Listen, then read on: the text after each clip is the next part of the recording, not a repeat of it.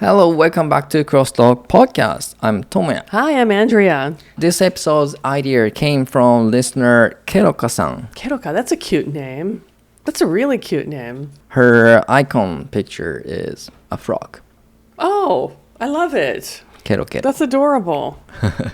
And anyway, in Japan, we chose a baby's name based on the meaning of the kanji or the number of strokes. How do people decide names in places like America?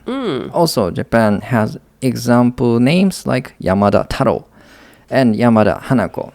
Do other countries have common names like that too? Yes, we do. That's a really good question. This is a cultural difference question, which I love these. American people, in general, just choose a name they like. Doesn't necessarily have a basis in the meaning, although American names or, English names do have meanings. So, for example, my name is Andrea. Andrea is traditionally a man's name in Europe. And it means master of the house. Only in America is it a woman's name. And usually in Europe, it's either Andrea or Andreas with an S on the end. Different, we have like meanings, but in general, people just choose a name that they like for their baby. A lot of English names are based on names in the Bible, the Christian Bible. Okay. So things like John and William, sort of very common names, are because these are mentioned in the Bible. Yes, I heard it. Many names came from Bible. Christianity. Yes. Yeah, from Christianity. Yes. But we Japanese choose based on the meaning of this kanji. Yes, kanji meanings. The meaning of my Tomo is smart. Okay. Doesn't really describe my personality, but it is what it is. And It is what it is. ya means start, beginning. Okay. I'm not sure. That kanji is typically used only for men, right? Yes. So but the tomo could be like tomoko or Tomo can tomoka, be, yeah. for a woman's used name for too. women. Okay, for both men and women. Okay, but ya is for men only, I think. Right. Okay. Yeah, I think the kanji situation is very interesting, and I have two sons, and so when we were trying to think of names for them, we did have to take into consideration the kanji. I wanted my sons to have a kanji and also a name that sounded English so that they could kind of transition between their American family and also their Japanese family without too much like change, and also like when you spell the name on the American passport and the Japanese passport, the romaji would be the same. So could not be a name with an R or an L, had to have a kanji and had to sound somewhat English. So really a lot of things to consider when you're naming a child. Yeah. Since I don't have a child, I don't know how difficult it is to decide your baby's name. Looking at my brother, he has two babies now. One is Nina, one is, I forgot her name. Oh my God. Got your baby niece's name. What's her name? Nina's a cute name, though. That sounds English. That sounds like could be international. Yeah, Nina and something. Anyway, it's very difficult. I don't know. Nina sounds like a Western name. It does, yeah. It sounds, right? Yeah, it sounds European. Some kanji character combination are very similar to Western names. Yeah. That could work that's the kind of name like could go either way, which would be great for me if I had a girl, but I had boys. So Right. Yeah, that's a nice name though. Yes. One more complicated matrix is the number of strokes. Yeah. Older generation, they really worried. I mean, they care about it. Yeah. Very care about it. This strokes? Yeah, my husband's father is like that. Very superstitious, very old-fashioned. Had to check the strokes of everybody's name and combination with the last name, and yeah, it just was just endless, endless caring Yeah. about things. So for non-native Japanese viewers, Yeah, strokes in kanji meaning simple one take only one stroke, right. but complicated one takes, sometimes 20 or more. Yeah, but like you have to think about too, like children, when you have a child, your children start learning how to write their own name probably when they're like in hoikuen or yochien. If you go to a good hoikuen, they'll teach your child how to write their name in kanji. But in general, people start learning how to write kanji, shogako? But if your child has a really complicated kanji and they can't write their own name, that's kind of kawaiso. That's kind of sad. Yeah. So we gave our kids easy kanji to write. Okay, that's good. Not so many strokes.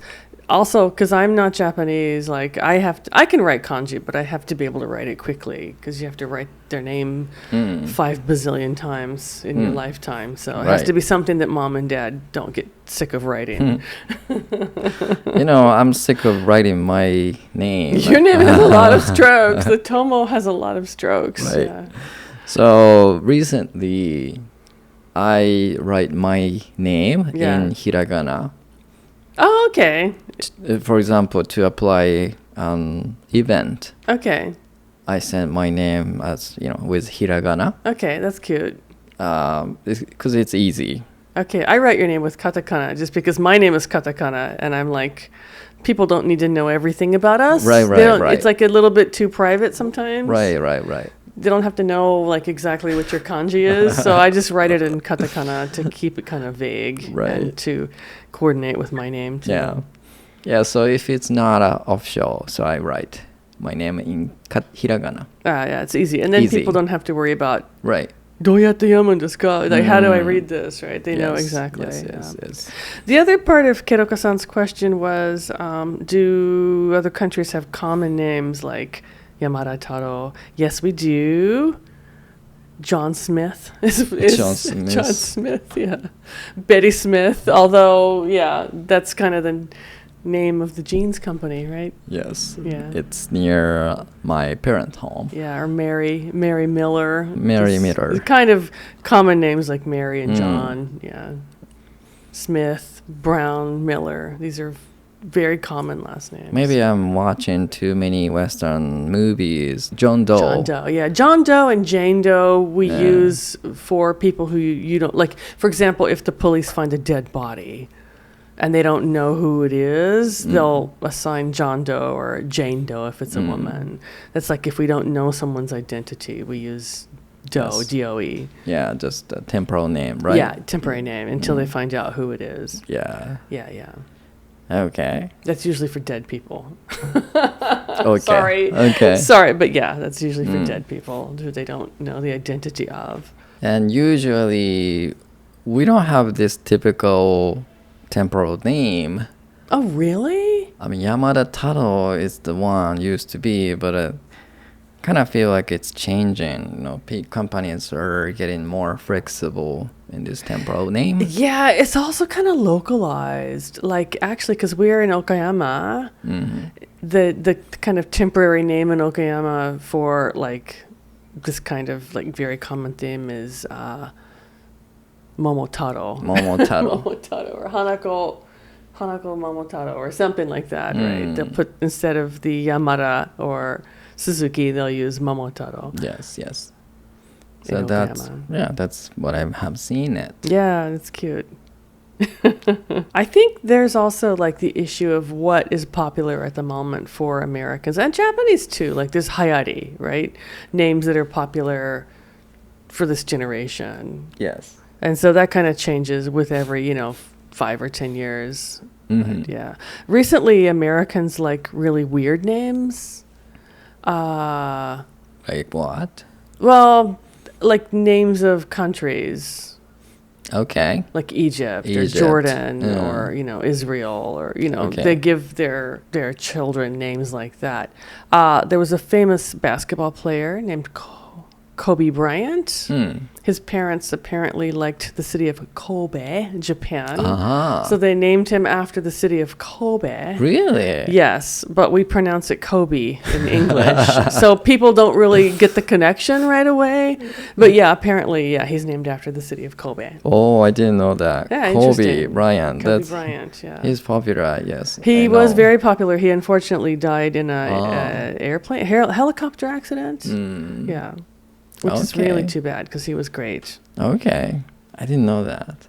Yeah, so there's like place names that are popular, just like whatever's unpopular, like certain, not recently, but maybe 15 years ago or so, girls would be given like last names as their first name. For example, like Harrison or like things that it sounds like someone's last name. It's not very cute. It doesn't sound feminine.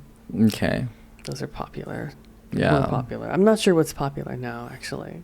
Not sure yet. Yeah, I haven't been back, and I don't have any really young people in my family, so I don't really know what's in style right now. But yeah, Japan has hayari names. Yeah, too, we right? call it kira kira name. Yeah. And I haven't really heard kira kira name for a long time. No, I think it's kind of going out of fashion, isn't it? I think so. Yeah. And a few of them that have given kira kira name are trying to change their name. Really? Yes, and these people sometimes, come up on the documentary videos. Oh, interesting.